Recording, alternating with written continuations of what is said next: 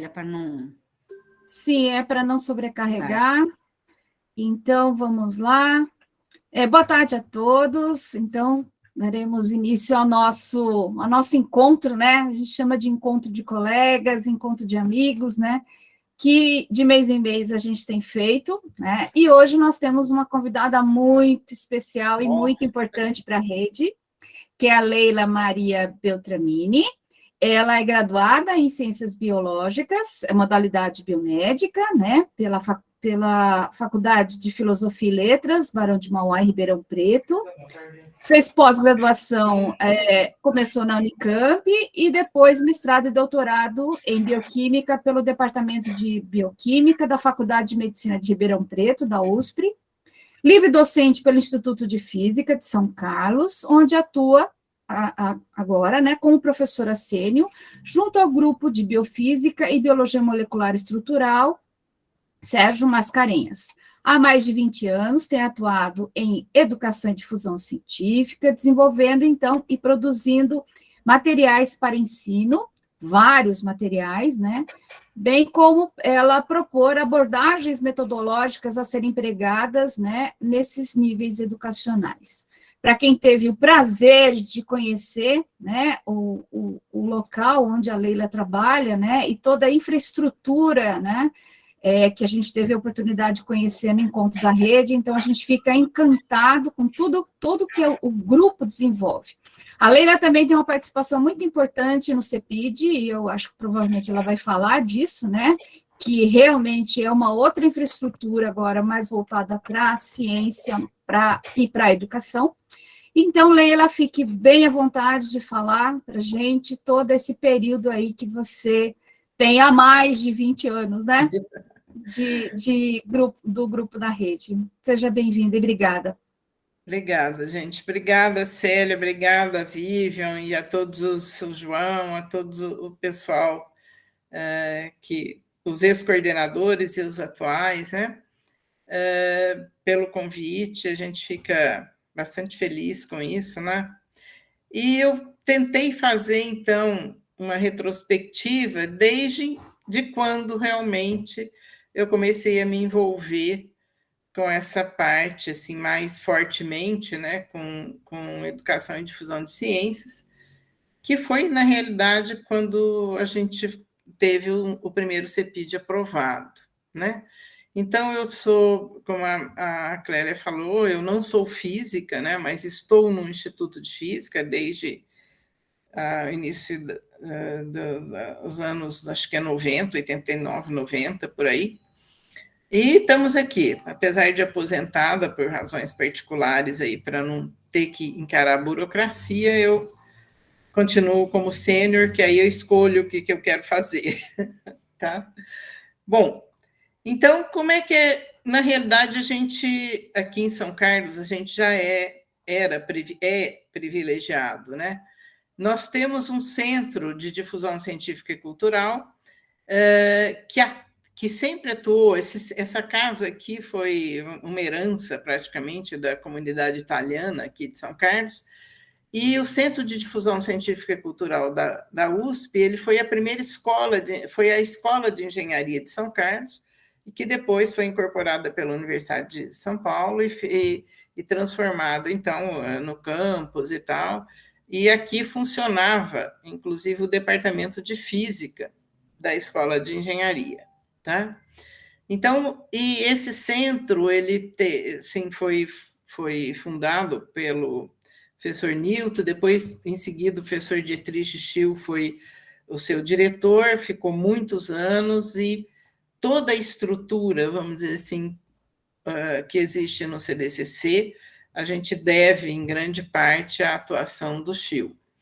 E sempre foi bastante dedicado à área de exatas, né, e biologia ambiental. E aí, o que aconteceu? Quando a gente teve aprovado o CEPID, né, ou quando a gente pensou em montar o CEPID e propor, né, para a FAPESP, aplicar na FAPESP, nós falamos, bom, oportunidade da gente complementar, né, no CDCC, ou junto ao CDCC, fazer uma parceria, e fazer uma parte de biologia, de biotecnologia e biologia molecular estrutural, tá? Então, foi essa ideia que surgiu desde o início. E daí a gente começou. O CEPID foi aprovado, ele se chamou, então, Centro de Biotecnologia Molecular Estrutural, a gente chama CBME, muita gente até fala CBME até hoje, né? E que tinha pesquisadores, então, do Instituto de Física, de alguns departamentos de Química, de Genética, de Ciências Fisiológicas, da Federal de São Carlos, né? E do Laboratório Nacional de Lucíncroton, lá de Campinas, tá? O projeto foi aprovado em outubro de 2000, tá? Esse CEPID. Bom, em novembro desse mês, né? Um mês depois, eu estou indo lá no Leopoldo para conversar um pouco com ele, né? Porque eu tinha, assim, nós tínhamos feito algumas propostas, né? De produzir jogos e tal, para ensino de bioquímica, de algumas partes da bioquímica, né? Mais a parte de proteínas, que era o que a gente sabia um pouquinho mais, sabe um pouquinho mais, né? Bom, e aí começou, então, o que eu digo, né? O aprendizado, a parceria e integrando a rede, né? Que aí, em 2004, que a gente passa oficialmente a integrar a rede. E aí é uma parceria, assim, né, da gente, do Instituto de Física, apoiado, então, pelo programa, né, CEPID da FAPESP. Então, o primeiro CEPID, esse Centro de Biotecnologia Molecular Estrutural, ele foi de 2000 a 2012. Em 2007, aí teve a chamada, o edital dos INCTs, a gente entrou com um CEPID, com um INCT que chamava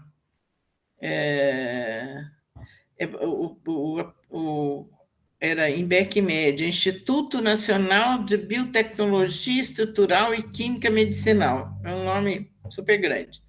Né, que era apoiado pelo CNPq, pela FAPESP também, pelo Ministério da Saúde, tinha um monte de coisa aí. Eu sei que nós ficamos aí os 5 anos, e depois, em 2011 para 2012, teve uma nova chamada de CEPID, aí a gente também, né, aplicou o Centro de Pesquisa e Inovação em Biodiversidade de Fármacos. Aqui nesse primeiro, a gente focou mais na parte de resolução de estruturas, né, de moléculas alvo, principalmente de doenças, de agentes, né, que causam doenças negligenciadas. E aqui no CIBIFAR, a gente focou mais no desenvolvimento de fármacos, ou prospecção, né, de candidatos a fármacos, com alvos já definidos desses micro-organismos, e também para câncer e outras doenças aí, tá? Bom, e nosso grande parceiro, né? Bom, em 2000, então, 2000 começou lá no final do ano o CEPID, fui para o Rio, e quando foi em 2001, eu falei, não, eu preciso saber mais disso, né? E inventei aí um simpósio, a Universidade de Difusão das Ciências Moleculares, que foi aqui no CDCC, né? E o CDCC já fez 40 anos, tá? Depois a Nelma até pode falar um pouquinho sobre isso. E aí, com esse simpósio, eu convidei gente de algumas universidades, né? Inclusive da própria USP de São Paulo, da Secretaria de Educação, enfim. E aí é que está, né? Aí o Leopoldo, aqui é lá dentro do salão do anfiteatro do CDCC, o Leopoldo falando nesse início de simpósio, né? E daí, mas a gente, além de fazer o simpósio, nós trouxemos todo o pessoal da peça, né, de teatro que estava montada nessa ocasião, né?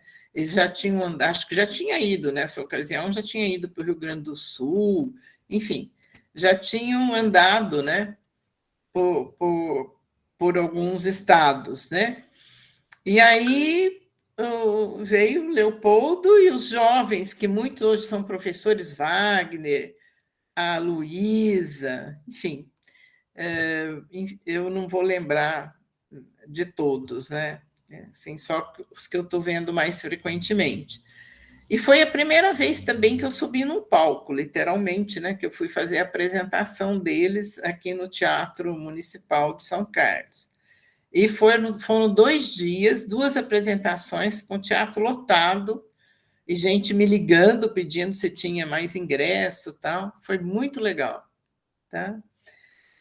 Bom, e aí a gente, em 2001 mesmo, eu inventei nas reuniões anuais da Sociedade Brasileira de Bioquímica e Biologia Molecular, eu inventei de botar um stand lá e também convidar quem eu sabia que trabalhava com ensino de bioquímica, para melhorar o ensino, para produzir coisas, eu convidei, e a gente, nesse primeiro stand, inclusive, nós pagamos para algumas empresas também ajudaram, para a SBBQ, e deu tão certo que no ano seguinte eles convidaram a gente para montar outros stands. Esse daqui foi em 2009, mas a gente fez de 2001 a 2009 direto e reto, né? E era em Caxambu, depois é que começou a ser em outro lugar, e por último está em Lindóia, tá? Então eu levava um monte de alunos, né, da pós-graduação que estava envolvido nessas atividades, e a gente ia que ia. Levava debaixo lá do bagageiro do ônibus até mesinha, as testeiras, enfim, televisão e monitor e tudo mais, tá? Aí, aqui, ó, desde 2001, né? A gente montava simpósios, montamos vários simpósios lá também, mostrando essas coisas, tinha mostra de vídeos, de materiais educacionais, enfim. A gente fez vários em Caxambu, depois fizemos, acho que uns 2 em Lindóia, fomos a Salvador, naquele simpósio que teve, que foi internacional, junto com a IUB-MB, que foi uma loucura também, levei um monte de aluno, ficou caro para caramba, mas valeu a pena. E os regionais, das SBBQ regionais, que a gente fez em Fortaleza e Natal. Tá? Enfim, aí, lá, quando o Leopoldo veio para cá, lá, o grupo todo em 2001, conversando com ele, conversa vai, conversa vem, e falou que tinha uma pós-doc, uma pessoa que tinha terminado o doutorado, que era a Neuza Fernandes dos Santos. Você acredita, Vivian, que eu procurei foto da Neuza? Até na internet não tem. Aparece ela como professora lá em Cabo Frio, mas eu não achei foto. Leila, enfim, ela sumiu do mundo, a Neuzinha. Ela sumiu do mapa, né? Do mapa. Pois nós éramos tão ligados, né? Pois sumiu. Então, aí o que a USP tinha me dado em contrapartida ao CEPID? A FAPESP sempre exige contrapartida, né? Ela tinha dado um cargo de educador, e aí falou, vamos pedir uma bolsa de pós-doc, né, para a FAPESP, e rapidamente essa bolsa foi aprovada, e a Neuza ficou com a gente de 2001 a 2005. Né? E foi muito bom, porque ela assim, trouxe, né, para o nosso meio aqui as ideias, né, e a maneira com que vocês aí no Departamento de Bioquímica da UFRJ lidavam com essa atividade de educação e difusão de ciências. Né? Foi muito bom a estada da Neuza aqui. Bom, e aí, em novembro, lá, quando eu fui visitar o Leopoldo, eu vi lá, anexo ao laboratório dele, né, um estúdio, né, organizado, arrumado, preparado, para fazer coisas que ele não sabia fazer, né? porque eu tinha muita reserva. Eu falei, gente, eu não sei nada dessa parte de tecnologia de informação, como é que eu posso fazer coisa nessa área? E aí eu falei, poxa, né? O ensinamento dele, quer dizer, você tendo na cabeça o que você quer, né? E tendo pessoas certas para executar o seu plano, a gente pode fazer, né? Uma combinação disso tudo. E a Heloísa, que fazia parte do CBME, ela tinha um pós-graduando, o Oscar, que agora o Oscar foi para a França, ele virou francês, casou lá e tudo. E o Oscar era, nessa época, né, em 2000, 2001, ele era, assim, expert em tecnologia de informação. E aí, conversando e tal, eu gostaria de fazer alguma coisa de células e tal, e aí a gente começou a se reunir e saiu esse primeiro CD, eu até falo, desenvolvido pelo CBME, né? Em parceria, mas assim, com orientação, né? Lá do Departamento de Bioquímica, quer dizer, com essa visão do Leopoldo, né? Que deu o start aí, quer dizer, você não precisa saber fazer tudo, né? Basta você ter as pessoas que sabem fazer aquela proposta que você quer. Então, saiu Células Virtuais, que já agora está sendo arrumado, como é que fala? Reeditado, porque a Adobe tirou o Flash de circulação, isso foi feito em Flash. Tudo isso eu fui aprendendo, né? O nome dos programas, essas coisas aí, eu não sabia nem que existia. Bom, e aí eu tive sempre a colaboração constante da Nelma, desde sempre, como eu digo, né? Porque a Nelma, nem lembro se ela, acho que ela estava no CBME, depois ela fala, junto desde o começo, mas ela acabou sendo professora de práticas de ensino na nossa licenciatura, então essa parte de pedagógica, que eu nunca tive, né? A Nelma começou a ter experiência com isso, né? Com essa parte mais pedagógica, tá? Então, sim, eu acho que a gente não teria desenvolvido muita coisa se ela não tivesse junto, tá? Bom, do lado do CDCC tinha uma casa velha caindo aos pedaços. E aí a pró-reitoria de pesquisa lá da USP, naquela época, acho que foi em 2002, que a gente ficava pedindo coisa, então era o Hernan Charmovitch, que era pró-reitor, ele falou, olha, pedir coisas assim, funcionário, vaga, é difícil, mas se vocês pedirem alguma coisa fixa, né, a gente vai analisar. E aí, essa casa estava à venda, era uma casa de herdeiros que estava abandonada, e o professor Schill, que era o diretor do DCC, era o sonho dele comprar essa casa que era do lado. E aí eu falei para o Glaucio, vamos pedir a casa, né? E não é que deu certo? Aí a USP comprou, quer dizer, depois de 18 anos a gente conseguiu passar a escritura, porque envolvia herdeiros, né? Mas os herdeiros nos deixou a gente usar a casa sem ter comprado, né? Mas, enfim, ficou todo esse trâmite aí. E aí, a gente, nessa que a gente chama a sede, né, da Coordenadoria de Educação e Difusão de Ciências, né, do CBME, a gente montou isso que a gente chama Espaço Interativo de Ciências, né? O que tem nesse espaço? Quem já veio aqui, né, em 2017, viu que a gente tem lá 2 salas de exposições, isso aqui já foi remodelado, mas inicialmente, né, temos um laboratório para fazer experimentos, temos essa parte de exposição, e tem visitas agendadas por escolas e visitas espontâneas. E aí, com isso, em 2003, 2004, não me lembro bem, o professor Leopoldo nos convidou para integrar a rede naquele projeto apoiado pelo CNPq. Vivian deve lembrar disso. Então, e com isso, em 2004 foi feito um simpósio, né, desses projetos apoiados pelo CNPq, E eu fui lá e falei lá o que a gente fazia e tal, contei, né? Então, foi assim o primeiro simpósio que eu participei então, do que seria o embrião da rede, né? Aí, voltando a São Carlos, em 2005, Leopoldo voltou a São Carlos.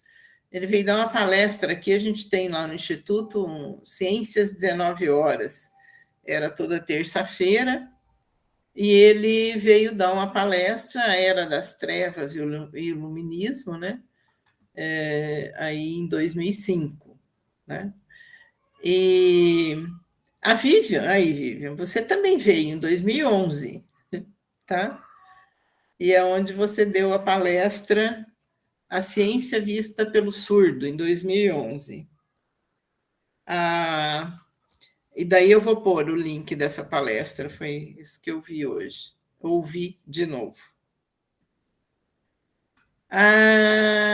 Bom, a parceria com o do CEPIDES, né? Tanto o CBME, o INCT, com o CDCC, começa a se efetivar mesmo em 2004, quando a gente muda para essa casa, como implantamos aqui o centro, essa casa do lado, né? Que é ao lado do CDCC.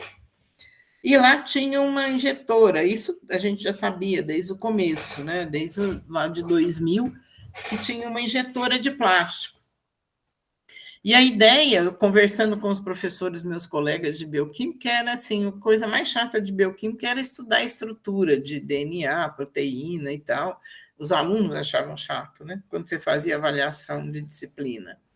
E aí a gente resolveu, pensamos, discutimos e fizemos, então, os modelinhos lá para injeção de plástico e injetar nessa injetora, tá?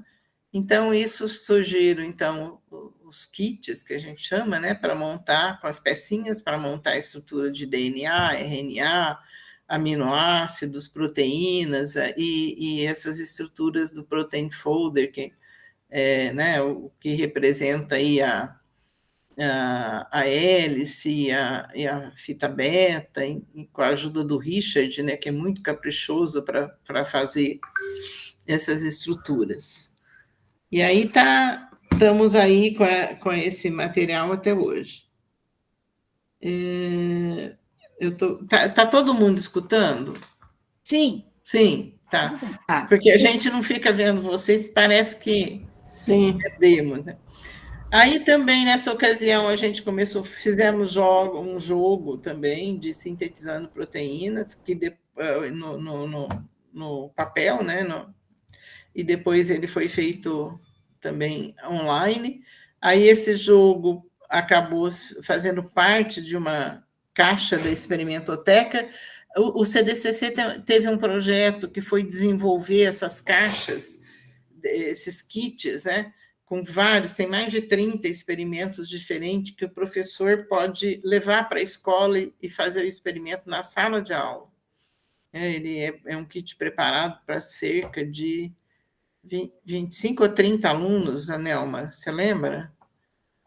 Não, cada kit, na verdade, tem 100 kits diferentes, tá, 100. Envolvendo ensino fundamental e ensino médio, e cada kit atende, por exemplo, 10 grupos de alunos. Então, numa sala com 40 alunos, né, então atenderia 10 grupos com 4 alunos cada. Então, tem material repetido para trabalhar com 10 grupos em cada uma das salas. E tem da área de física, então, tinha de química, de física, de matemática, e não tinha dessa nossa área mais molecular, né? Vamos chamar de biotecnologia e biologia molecular. Então, a gente começou também, hoje a gente tem mais de uma caixa, porque depois tem o jogo e tem também uma de montar DNA e tal. Enfim, aí a gente também, com o modelo, né, baseado no que vocês da rede faziam, a gente começou a montar cursos para estudantes, né, do ensino médio, o ensino superior usava esse material no ensino superior também, e o Richard com os alunos da pós-graduação, dando aí aula de estrutura de proteína. E também com professores do ensino médio, tá?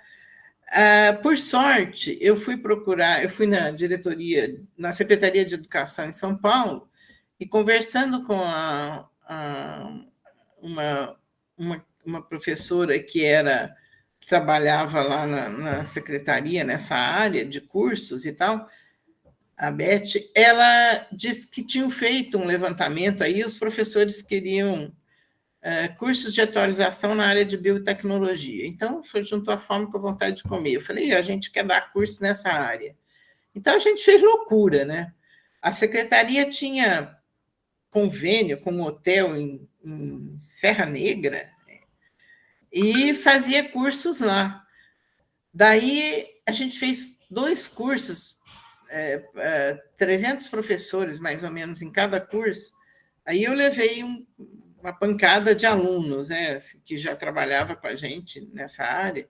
Isso aqui é uma das atividades que a gente fez, inclusive atividade prática, vamos dizer assim, extração de DNA, montar a estrutura do DNA. E esses professores eram PCLP, são professores coordenadores de...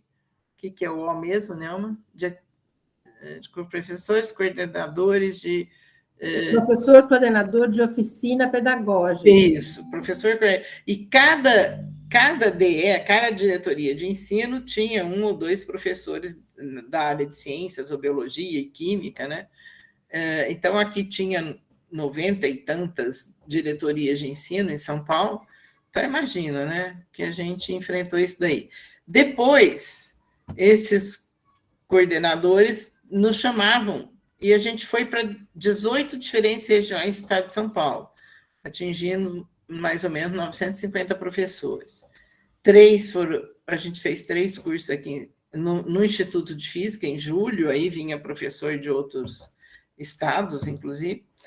Com o fato de ter o INCT, a gente tinha parcerias no Paraná, em Irati, em Ponta Grossa, lá em Viçosa, que tinha uma pesquisadora envolvida também, e aí a gente fez 2 SBBQ, né, regionais, 2 no Ceará e uma em Natal.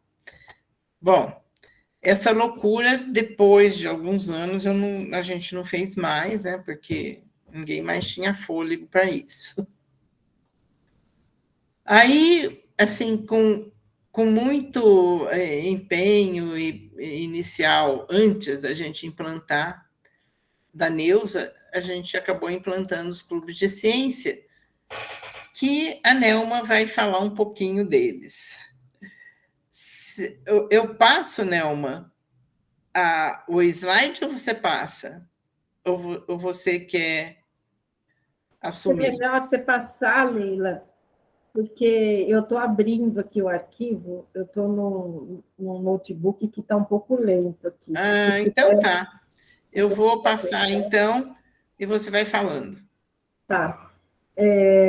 Bom, aqui, na verdade, são 2 slides, vou falar um pouquinho do clube, né?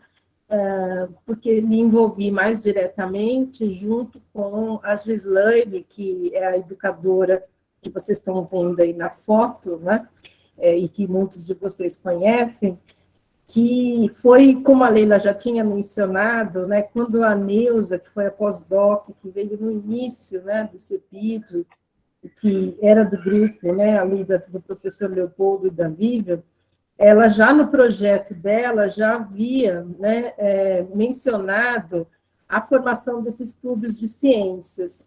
Com ela, né, Leila, a gente não chegou ainda a montar no período que ela esteve aqui, mas a gente, a partir de 2007, né?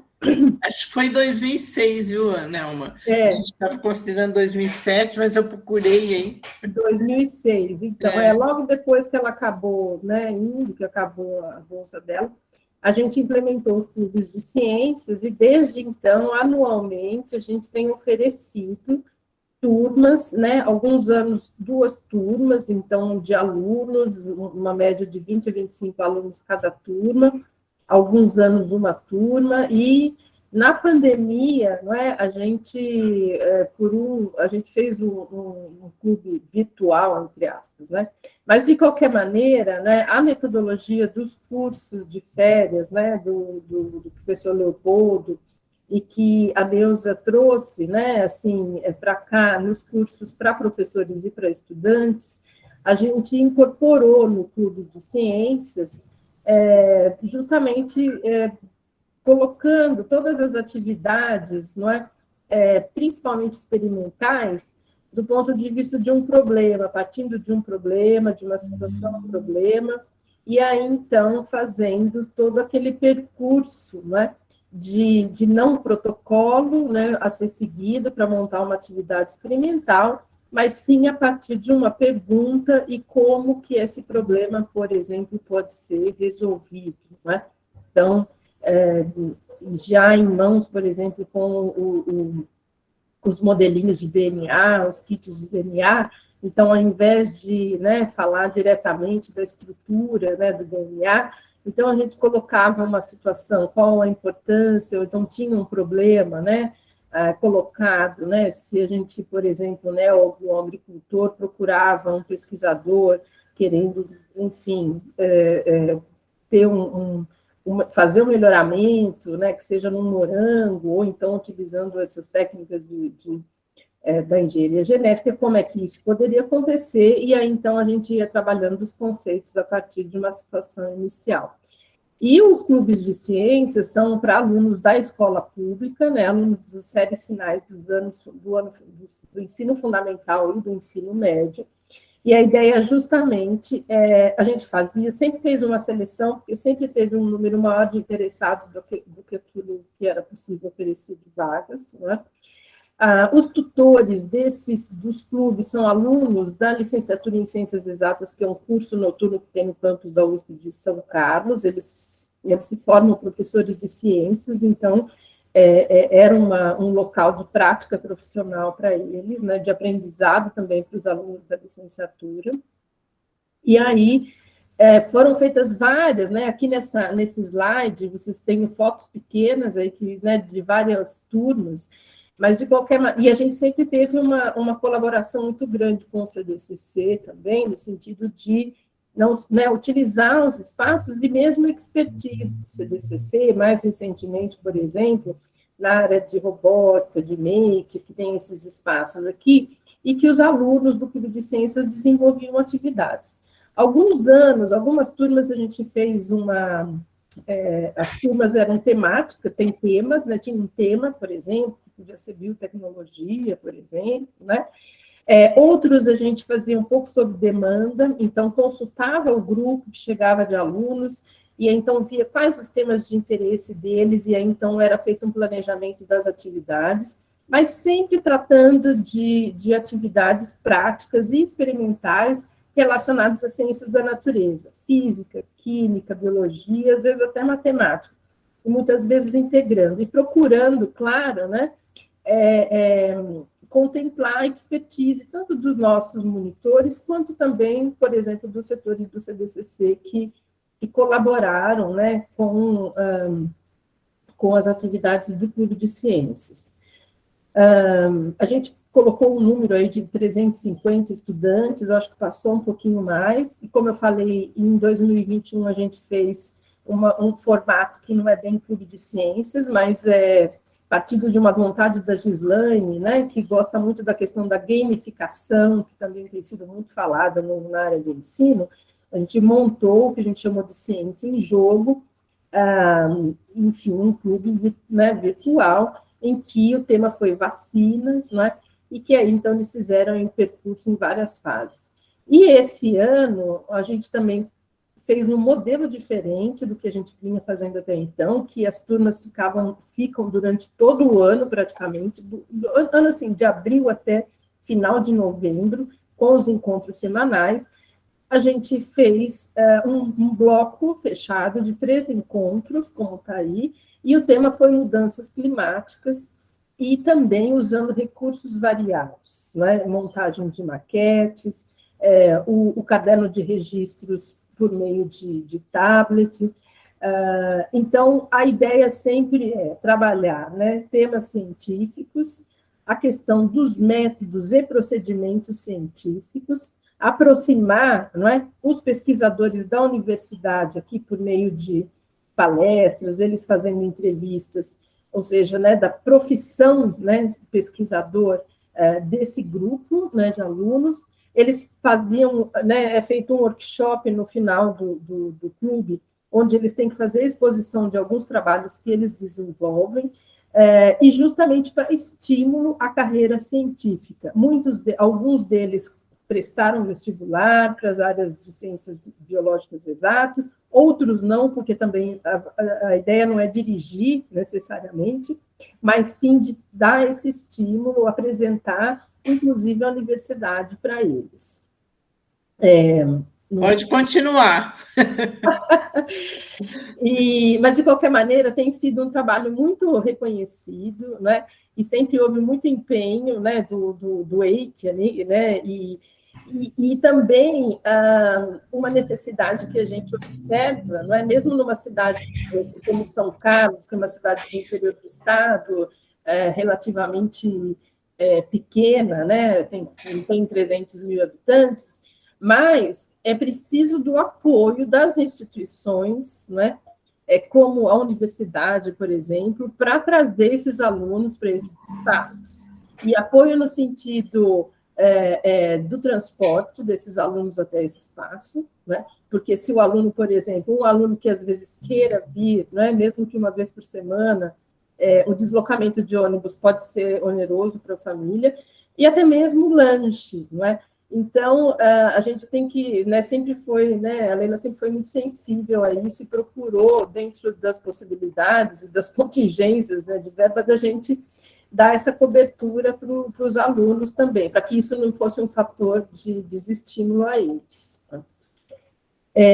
E aí, né, nesse slide que a Leila está colocando aí, né, então, além da questão do clube de ciências, uma outra inspiração também, que justamente pela peça, quando veio, né, do Leopoldo, para essa integração da ciência e arte, eu, na época, já, assim, né, docente do FISC, e né, submeti um projeto para o CNPq, nessa área né, de difusão científica, junto com a biblioteca do CDCC, que já tinha alguma experiência de contação de história, não é? E aí, então, a contação de história com temáticas científicas, mas uma contação mais dramatizada até do que se entende por contação. Então, vocês estão vendo uma foto aí, é o Laerte, que é um ator profissional contratado. Então, a gente trabalhou alguns temas. Então, por exemplo, Arquimedes, porque tem aqui, não é, na área de exposição do CDCC, os pesos, né, de Arquimedes. Um outro relacionado a Oswaldo Cruz, né, um cientista brasileiro, e depois um outro tema que Vivendo no Cerrado. Então, a gente fez essa contação, né, dramatizada e oferecia, né, com alguma regularidade para as visitas que vinham ao CDCC e ao EIC, e também, em alguns momentos, a gente foi até algumas escolas, tratando desses temas. Então, foi algo muito enriquecedor, assim, e que, enfim, a biblioteca aqui do CDCC ainda continua com o projeto Contação de Histórias, não só com temáticas científicas, né, mas da literatura infanto-juvenil, porque é uma biblioteca muito focada nesse público, né, mas é um recurso muito, muito interessante para se trabalhar essas temáticas, e para se trabalhar ainda hoje, principalmente num momento de telas, como a gente está, não é? Mas a contação, principalmente para os menores, ela ainda é muito envolvente e é uma experiência muito boa, né? E que teve realmente essa inspiração. Então, acho que é isso, né? Os meus 2 slides. Era isso daí, sim, né? Obrigada. Então, gente, e aí a gente começou a ver que desenvolver material físico, né? Tem as pecinhas, os modelinhos, baralho, enfim, coisa que precisasse de impressão, era muito era muito oneroso, era muito caro, e vender material escolar, se você der, é lindo, maravilhoso, mas vendido é muito complicado. Poucas pessoas, poucas escolas ou poucos governos se interessam. Então, eu tive um projeto do CNPq que tinha dois pós-graduandos, o Claudinei Caetano de Souza e o Rodrigo, que eu procurei, mas não achei o nome inteiro dele. Hoje ele é professor de uma unidade federal, um Instituto Federal em Goiás. E o Claudinei é um profissional liberal na área de ciência da informação. Eles viram o nosso disco de aminoácido físico, né? Eu acho que vocês muitos conhecem ele, e falaram, podemos fazer um virtual disso? E fizeram. Tá? Então, nós começamos então, a fazer materiais, joguinhos e tal, virtual. Né? Então, iniciamos a era das tecnologias de informação com conteúdos voltados aí à ciência. Né? E aí desenvolvemos, eu pus aqui 2 painéis, cruzadinhas, jogos, né? Simulador mendeliano, microscópio virtual, informação, coisas sobre Covid ultimamente, né? Nesses 2 últimos anos, linha do tempo, e esses cruzadinhas e esses caça-palavras, jogo de letras, tá? O problema é o seguinte, quando você entra nessa área, de repente, como eu falei para vocês, a empresa tirou o Adobe do ar, aí parou de funcionar um monte de coisa, né? Disco de aminoácido, a célula virtual, o jogo da síntese proteica também, ele foi para virtual, né? E aí isso precisa ser atualizado, então o que a gente acabou afunilando foi ter pessoas, né, ou jovens, né, bolsistas de um programa que a USP tem, que é programas o PUB, programa de, como é que chama, né, uma PUB, programa unificado de bolsas. Unificado de bolsas, para os estudantes, né, de todos os cursos do campus da USP, e aí a gente tem pessoal da área de matemática, de computação, enfim. E daí, hoje, a gente já tem atualizado o microscópio virtual, usando, acho que Unity, não mais Adobe, simulador mendeliano, o próprio disco de aminoácidos, já numa nova versão, que está muito legal, vocês podem usar, pode baixar, pode entrar na nossa página, tá? Porque aparece até a estrutura em 3D do aminoácido e tal, está muito legal. E aí a gente foi também não pode ficar só na web, tem que fazer coisa para a web, programas, né, para dispositivos móveis e programa responsivo. Eu nem sabia o que era esse negócio de web responsiva, né? Eu aprendi com o pessoal da área de tecnologia, que é quando, para quem não sabe, viu, Vivian, é quando você abre uma coisa que está na web, você abre no celular e ele fica do tamanho, você consegue enxergar a página inteira e não precisa ficar navegando para cima e para baixo. Então, a gente hoje também faz isso, né? Mídias em diferentes versões. A célula virtual está em final de atualização, tá? Quase terminada. Aí, durante a pandemia, a gente inventou coisas aí de InfoCovid para criança, para adulto, para adolescente, tal, isso tudo está no... Eu ia até pôr aqui as nossas mídias sociais aí, está no YouTube, está no Instagram, que é mais? YouTube, Instagram é 3, né? YouTube, Instagram e Facebook. Então, isso tudo está lá.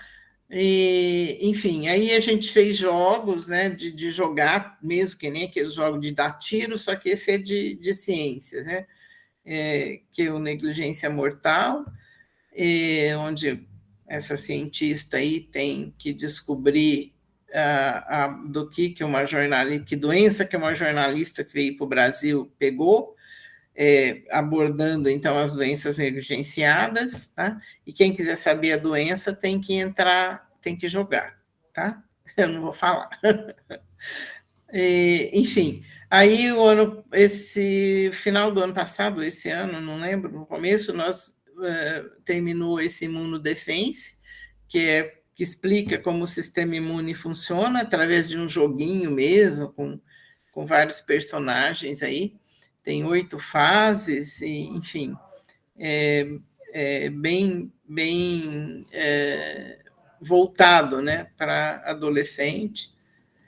E agora a gente está terminando, em fase de atualização, tá, sintetizando proteínas, né, numa nova versão, e em desenvolvimento, uma floresta virtual. Hoje mesmo conversei com os rapazes que estão trabalhando nessa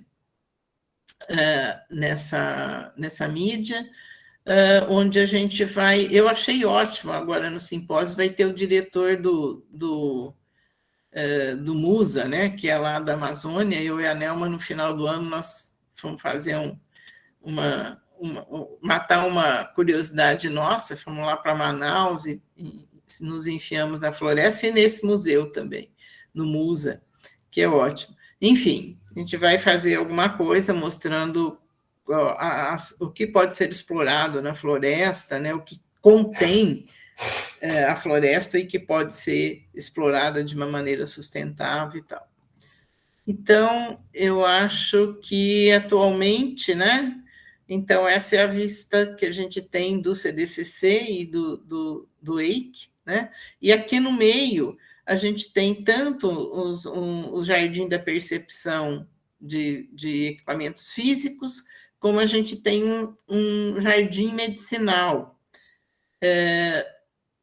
E o EIC foi remodelado também, né? Hoje a gente tem painel mostrando que a gente faz prospecção de novos compostos para ver problema de resistência bacteriana, né? Para prospectar novos antibióticos, né? Essa foto foi tirada essa semana, acho que na segunda-feira, dia 25, da visitação aqui, que tem constantemente, tá? E aqui são as placas que ficam nesse painel, aqui são monitores que tem várias com tela touchscreen, que o visitante pode tocar e ver várias informações que tem aí, né? E o jardim medicinal, que a gente tem uma plaquinha falando da planta, para que ela serve, um QR Code que remete a uma cartilha que a gente tem na página, né?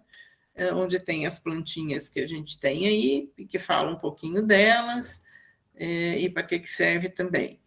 Então, hoje em dia, a gente tem um mudário, né? E nós também implantamos um jardim desse no campus. Nós estamos no centro da cidade, o campus está um pouco fora, enfim.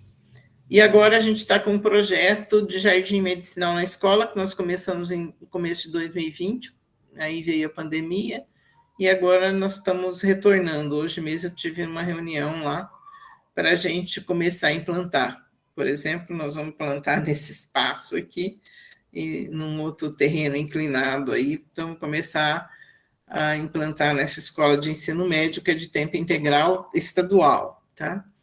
E então a gente vai estar começando aí esse novo projeto com as escolas de São Carlos.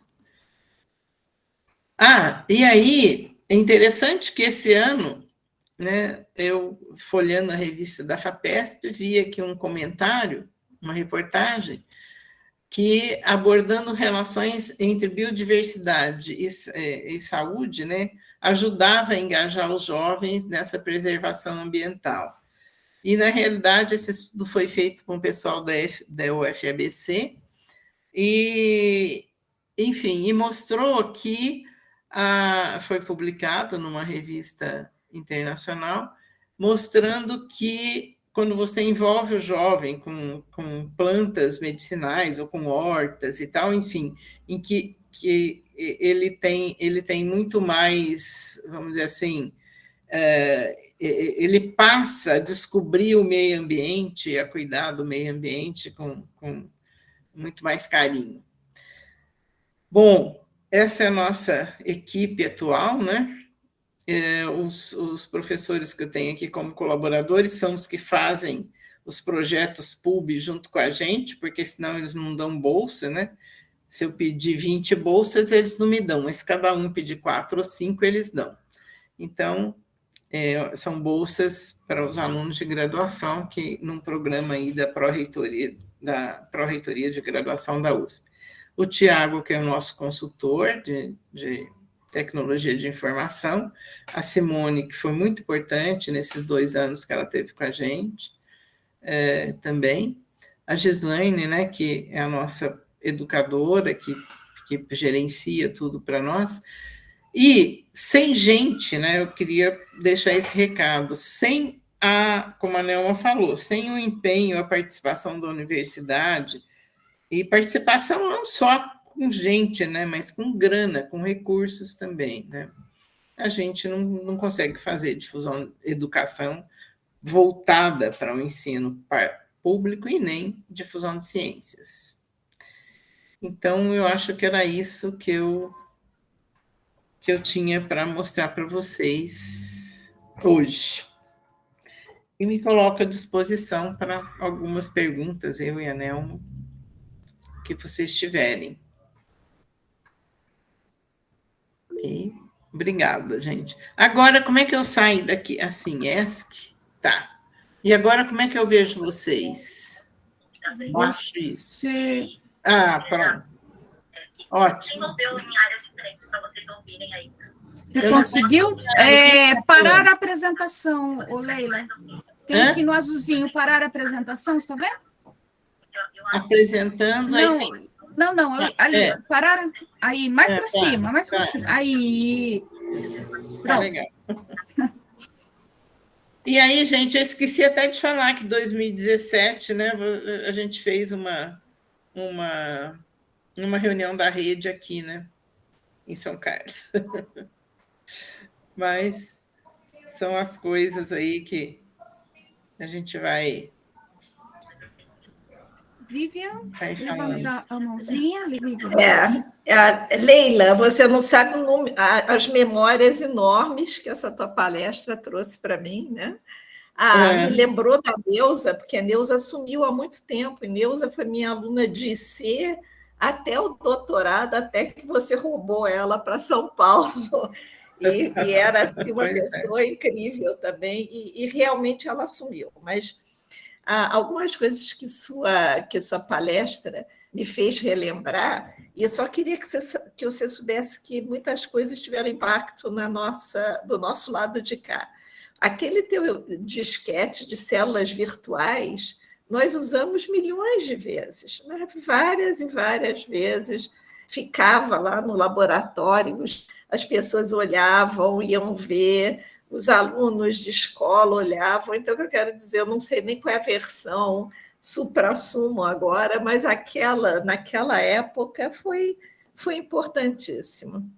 A outra coisa que eu queria dizer para você que foi importantíssima, e realmente não foi o de proteínas nunca deu Ibope lá com a gente, mas o de DNA, os surdos que não conseguiam conceber que história complicada podia ser essa de DNA. Aquele preparar o DNA, ver as diferentes pecinhas, ver o formato, eles eram encantados com aquilo, né? Então, você vê para pessoas em que a parte visual é tão importante, o impacto que aquilo tem. Eu acho que foi o único jeito que eles tiveram para começar a entender o que era uma hélice. Não, o que é uma hélice, gente? Eles não tinham a menor ideia o que era isso, nem como é que ligavam um com o outro, que escadinha era aquela. E começaram a juntar, a entender as diferentes moléculas. Foi muito, muito importante.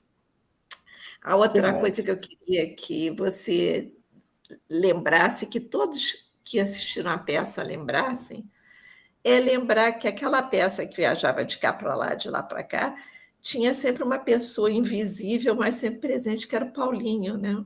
Paulinho, Você sabe que eu juntava, pensei fazia nele, eu falei, vou falar do Paulinho, tem que não só falar. do Paulinho, como do Dilcênio também. Gilcênio era Esqueci. o grande criador, né? Vocês sabem que ele É, faleceu, mas ele foi um grande criador. sei, Mas sei. o Paulinho, que sempre foi tímido, na realidade, ele conseguia fazer aquela guilhotina Pois é. cair e cortar a cabeça na hora exata, né? Ano após ano. Eu disse, um dia ele vai errar. E puf, a guilhotina era feita Não com errava. reto projetor, gente. Era um reto Aham. projetor que ele É, projetor, eu lembro projetava a disso. lâmina, era uma coisa assim. Então, lembrar muito dele, né? E dizer que durante anos eu acho que nunca teve porque depois outras pessoas começaram a fazer jogos, mas durante muito tempo, todas as nossas reuniões aparecia a Leila com o jogo. E eram sempre jogos muito interessantes. Então, eu tenho jogos que até hoje são jogos, né? Eu não sei o quanto que esses jogos virtuais e jogos de computador, quando mudar tudo, quando mudar o celular, e os jogos físicos, que eu sei que as pessoas não gostam mais tanto e que você realmente não consegue vender, né? Mas Pois eles é. têm uma vantagem enorme, né? Que eles ficam, eles podem ser usados forever, né? Sempre, né? Você não precisa ficar atualizando, né? E, por último, dizer que a reunião que vocês fizeram em São Carlos foi ótima. Eu me lembro que choveu o tempo todo, né? Eu não sei se você lembra daquilo, a gente andando para o lugar que a gente almoçou, um almoço maravilhoso, cheio de plantas, não sei o quê, mas passeando no jardim enlameado com chuva e achando que estava ótimo, né? Que Teve uma bom. peça também lá. Eu achei que tudo foi muito bom e inesquecível. E Que fico bom. feliz que você continue ainda com a gente, Leila. Eu passei a batuta para a Nelma agora, né? Mas Porque, estamos todos, né? Você podia passar e ir embora. Não. além disso, eu acho que a gente tem que passar, né? Você tem que entender que a gente não é eterno, então os jovens têm que assumir, né? Os mais jovens, e levar a coisa para frente. E além de toda essa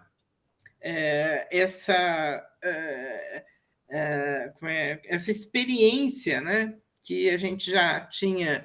Na realidade, eu fui do conselho do CDCC, então eu acompanhei muito esse desenrolar, né, de tudo que o CDCC representa e representa para São Carlos, e também do professor Schill, foi a vida dele dedicada a isso, né? E a gente aprende, acaba se contaminando também, né? Mas tudo foi muito legal. Mas o ensinamento do Leopoldo, para mim, abriu a minha mente, né? Quando eu fui lá e vi, eu falei, pô, se ele faz pesquisa e ele tem que estar fazendo vídeo de mitocôndria, de músculo e de não sei o quê, eu falei.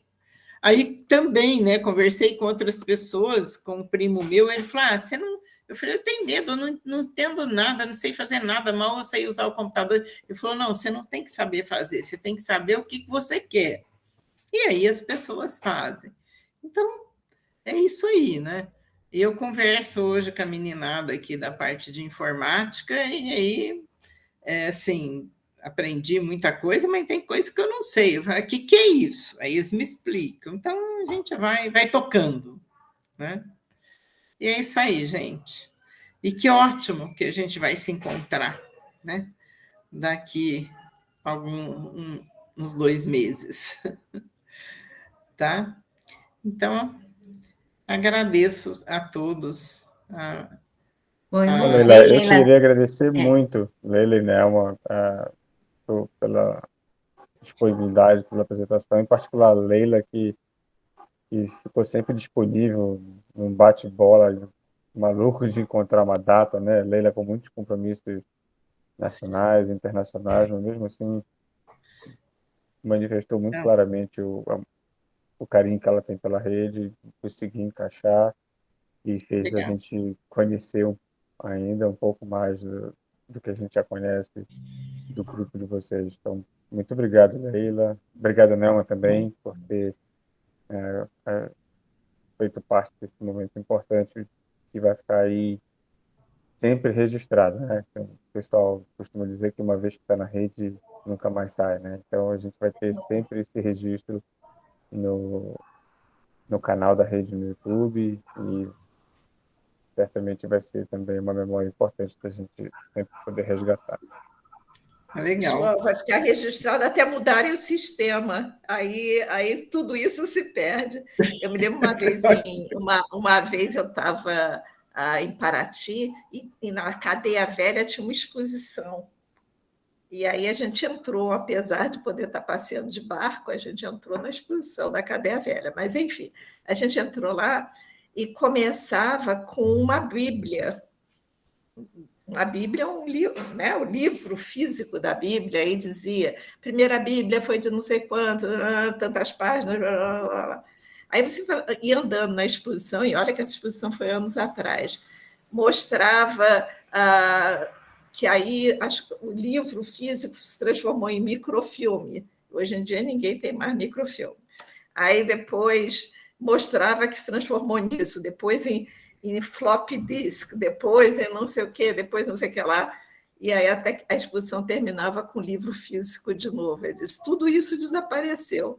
O livro físico de 1400 continua ali.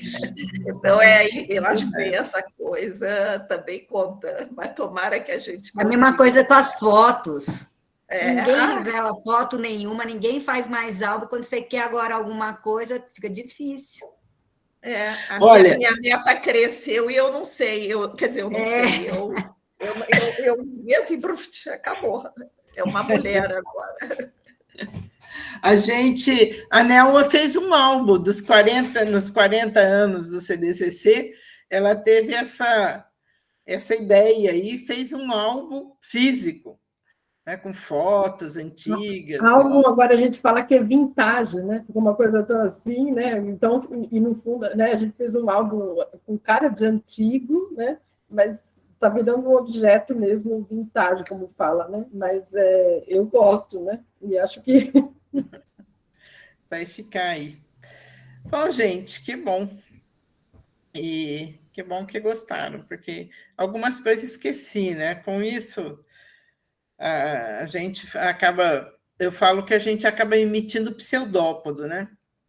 Para vários lados, né? E já levei muito assim, esse projeto de educação, mas a pessoa não entende nada de aspectos educacionais e pedagógicos e não sei o quê, mas eu nem ligava, sabe? E continuei fazendo as coisas. Mas, enfim, a gente vai emitindo pseudópodo aí por onde achar que é legal, e que satisfaz e que seja útil para a sociedade. Tá? Legal, então. Obrigada mais uma vez por tudo. Eu só queria fazer um registro, se você me permite, a Clélia também, não vou me alongar, mas só fazer um registro. A Angelina, né, do CDCC, está aqui presente, né, na reunião. Faz parte, né, o que a gente chama de Grupo USP São Carlos, inclui o EIC e o CDCC, né, e a Angelina está aqui representando. E também dizer que eu acho que a Leila, por mais agradecimento que tenha feito a mim aí, mas eu acho que quem concebeu todo esse, né, desde o início do CEPID, que toca até hoje, né, eu acho que é responsabilidade, né, e de crédito para a Leila, né, que sempre foi muito dinâmica, é dinâmica, né, ainda, e o mérito... Devagar. Não, mas é todo dela, não é? E que, para mim, né, essa participação, né, nesses setores de difusão e mesmo fazendo parte da rede sempre foi um aprendizado, né, que eu procuro levar, inclusive, para a sala de aula, nas disciplinas que eu dou e nas algumas orientações que eu fiz nessa área. Então, acho que a Leila concentra, né, com muita propriedade nela, concentra, eu digo, não ela, né, no sentido de centralizar, mas assim, os créditos e os louros são todos dela. Ah, imagina, né? Eu sozinha você não faz nada, viu? Você precisa de gente em volta de você. E eu gostaria de enfatizar, eu vi a Angelina e ia falar. A Angelina acabou ficando com aquele projeto da Academia Brasileira de Ciências, Mão na Massa, que veio da França, que é para ensino de ciências para pré-escola e para os primeiros anos, né, do ensino fundamental. E tem um material muito rico, foi todo adaptado, né, aos nossos problemas brasileiros. E a gente, em alguns cursos que a gente deu aí em algumas regiões de São Paulo, ela deu essa atividade do projeto Mão na Massa. E se vocês quiserem também, ela tem todo esse material, para os primeiros anos do ensino fundamental e pré-escola, né? Onde são treinados, são dado curso para os professores de como abordar as ciências para essa faixa etária, tá? Então, a Angelina foi herdeira, o professor Chiu se foi, ela ficou com a batuta na mão. Tá bom? Então tá, pessoal. Mas olha, nem sem dinheiro e nem sozinha a gente faz educação e difusão de ciências. Viu? Você precisa de gente ao redor, né, que tenha assim, características e habilidades que a gente não tem, né? Então, eu queria só sugerir uma coisa, todas essas palestras que eu estou ouvindo, que são maravilhosas, né? Mexem emocionalmente muito com a gente, mas aparece sempre uma grande quantidade de algum tipo de material, algum tipo de sugestão. Eu acho a nossa página da rede impossível de encontrar essas coisas. Eu acho que foi um avanço gigantesco, Leila, o que você fez naquela... Lembra que antigamente não tinha nada, você que fez aquilo, organizou, está super boa, mas essa parte de encontrar materiais, não ficou, eu não consigo achar nada lá. Quer dizer, esse pedaço não ficou legal. Não ficou legal.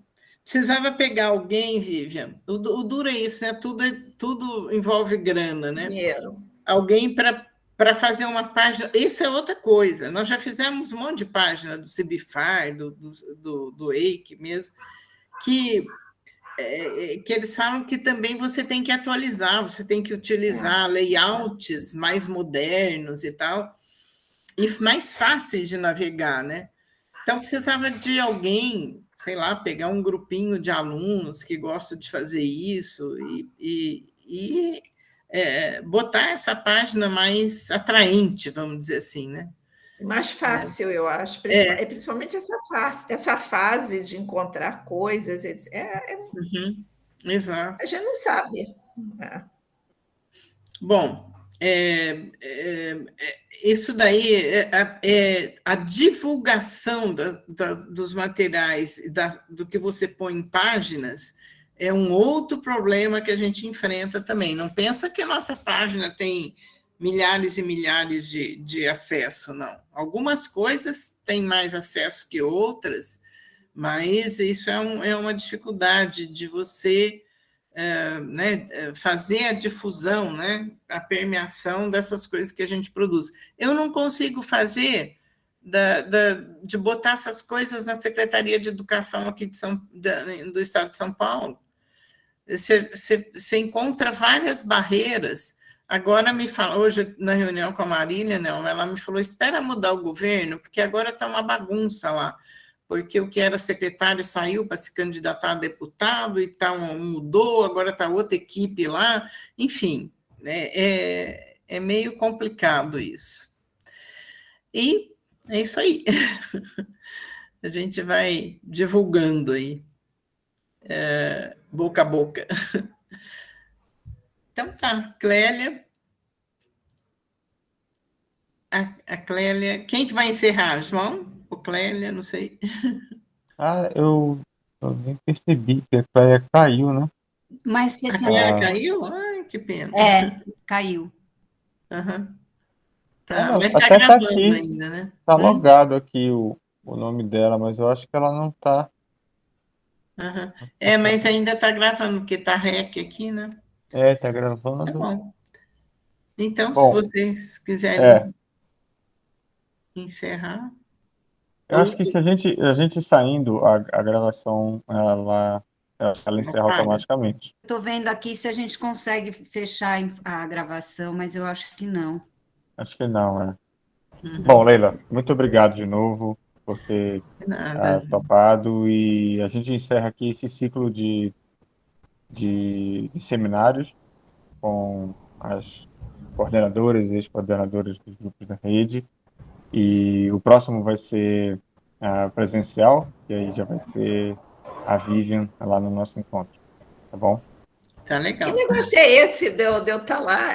Mas olha, presencial é melhor do que assim, mas presencial é melhor do que assim. Eu acho essa coisa. Leila, eu Vivian, fico não nervosa adianta. só Pelo tem que menos é passar. mais fácil apresentar e ver todo pois mundo é. ao mesmo tempo. Pois Mas eu vai ter. também. Você sabe que eu estava nervosa para apresentar isso, né? Porque... É horrível, é horrível. Horrível.